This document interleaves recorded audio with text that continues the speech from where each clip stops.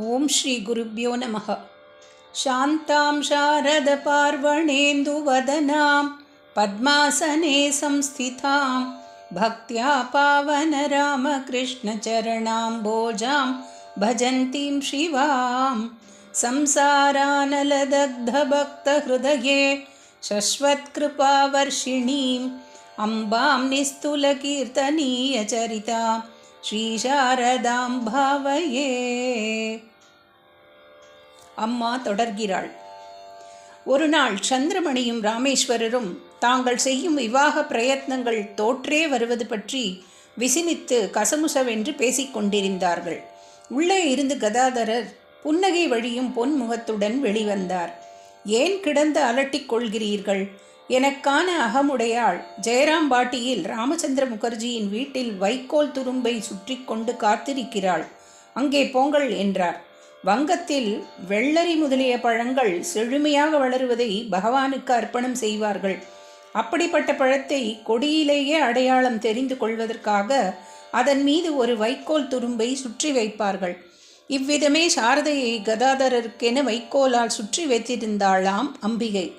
சந்திரமணிக்கும் ராமேஸ்வரருக்கும் சந்தோஷம் தாங்க முடியவில்லை. கல்யாணத்துக்கு பிள்ளை சம்மதிப்பதே சந்தேகம் என்று அவர்கள் பயந்து வந்தபோது அந்த பிள்ளை பெண்ணின் வீட்டையே அடையாளம் சொல்லிவிட்டதே. பெண் பேச போனார்கள். விந்தையை பாருங்கள். கதாயியின் பைத்தியத்தை பற்றி ராமச்சந்திரர் ஓர் ஆட்சேபமும் எழுப்பவில்லை. 300 ரூபாய்தான் கன்யா சுல்கத்திற்காகவும் கல்யாண செலவில் ஒரு பகுதியாகவும் தரப்படும் என்பதற்கும் ஆட்சேபிக்கவில்லை.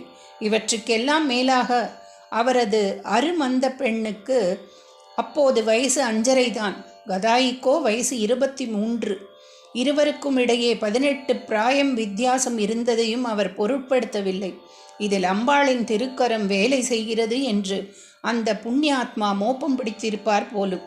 திருமணத்துக்கு இசைவு தந்துவிட்டார். 1859 வருடம் மே மாதம் சௌபாகியவதி சாரதாமணிக்கும் சிரஞ்சீவி கதாதர சட்டோபாத்தியாயருக்கும் ஈஸ்வர கிருப்பையை முன்னிட்டு பெரியோர்கள் நிச்சயித்தபடி விவாக சுப முகூர்த்தம் நடந்தேறியது. உலகம் முழுவதற்கும் ஈஸ்வரி கிருப்பை பொழிவதை முன்னிட்டு இந்த அற்புத திருமணத்தை நிச்சயித்திருந்தாள். ஏழை வீட்டு கல்யாணமாக வெகு அடக்கமாக நடந்தது. உலகுக்கு ஒரு புது யுகம் தொடங்கி வைத்த அந்த விவாகம். பிள்ளை வீட்டிலிருந்து கதாதரர் ராமேஸ்வரர் ஆகிய இருவர் மட்டுமே வந்திருந்தனர். ஆனால் ஊர் பெண்டுகள் அருமை சாருவின் கல்யாணத்துக்கு திரளாக வந்திருந்தனர். விவாக மந்திரங்கள் ஆத்மீகத்தையும் லௌகீகத்தையும் பாவும் ஊடுமாக பிணைப்பவை. இதுவோ லௌகீக கலப்பே இல்லாத விவாகம். வேத வாழ்வு உலகில் தொடர்வதற்காக தன் மனைவியுடன் பௌதிக சேர்க்கை கொண்டு புத்திர சம்பத்தை விருத்தி செய்வது பற்றி பல மந்திரங்களை ஓதுவான் மணமகன். இந்த மந்திர பொருளை நடைமுறையாக்குவதற்கு உறுதி கொள்ளவே முதலில் கங்கணம் கட்டிக்கொள்கிறான். கங்கணம் கட்டிக்கொண்டு ஒரு காரியத்தில் இறங்குவது என்றாலே முழுமூச்சுடன் அதில் ஈடுபடுவது என்று பொது வழக்கில் அர்த்தமாகிவிட்டதே. கதாதரர் எப்படி இந்த மந்திரங்களை கூற முடியும்? சத்தியத்தில் தோய்ந்த இவர் வேத மந்திரங்களை அக்னிமுகத்தில் பொய்யாக மொழிய முடியுமா? பின் எப்படி அவர் கங்கணம் கட்டிக்கொண்டு நிம்மதியாக அமர்ந்திருக்கிறார்? கதாயி சிரிப்பாக சிரித்தார்.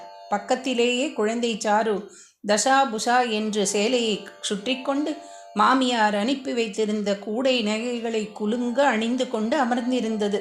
நேற்று வரை பொம்மை கல்யாணம் செய்து விளையாட அந்த பெண்ணே இப்போது கல்யாண பெண்ணாக தந்த பொம்மை போல் அமர்ந்திருந்தது.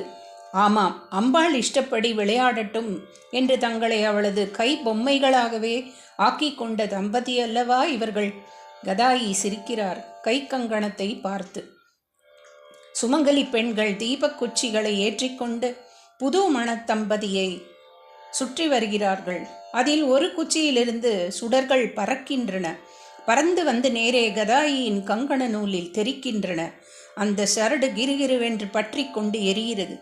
கதாயி விழுந்து விழுந்து சிரித்து கொண்டே கங்கணத்தை சிறுக சிறுக அவிழ்க்கிறார். தீயும் பைய பைய பரவி சரடு முழுதும் பொசுங்குகிறது. அந்த கல்யாணத்தை தன் உத்தேசித்தபடியே புதிய விதத்தில் நிறைவேற்றி விடுவது என்று தேவி பராசக்தி கங்கணம் கட்டி கொண்டு விட்டாள். அம்மா தொடர்வாள். கருங்குழல் அவிழ்ந்து தொங்கும் கண்களில் கருணை பொங்கும் அருங்குண நாணம் ஓங்கும் ஆடையும் தலைமேல் வாங்கும் சுரங்களில் வளைகள் தங்கும் கற்பினு கரசி பூவின் சரங்கொடு காமன் தீண்டா சாரதா அன்னை வாழ்க. ஓம் சாந்தி சாந்தி சாந்தி.